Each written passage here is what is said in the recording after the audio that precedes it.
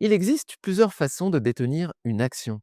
En règle générale, c'est votre intermédiaire financier qui s'occupe de la gestion et de la conservation des titres logés dans votre PEA ou dans votre compte titre ordinaire. On dit que vos actions sont alors détenues au porteur. Pour l'entreprise dont vous possédez les titres, vous restez un actionnaire anonyme, elle ne vous connaît pas.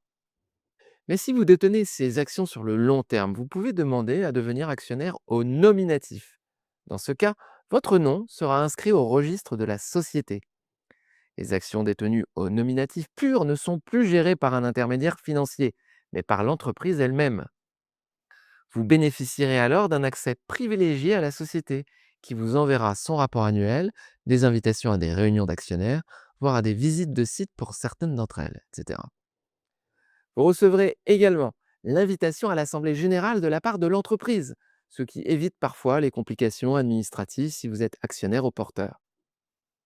En outre, certaines entreprises souhaitent offrir des avantages conséquents aux actionnaires inscrits au nominatif. Par exemple, un bonus de 10% peut vous être accordé sur le dividende distribué aux actionnaires si vous conservez vos titres au-delà d'une certaine durée. Des droits de vote doubles peuvent également être accordés, une prime de fidélité en quelque sorte. Pour autant, détenir des actions au nominatif ne présente pas forcément que des avantages. Ainsi, vous détenez des actions au nominatif de plusieurs sociétés différentes, vous devez jongler avec plusieurs sites et procédures qui ne facilitent pas forcément la gestion d'un portefeuille action. Surtout, une action au nominatif pure ne peut être détenue dans un PEA ou dans un compte titre ordinaire.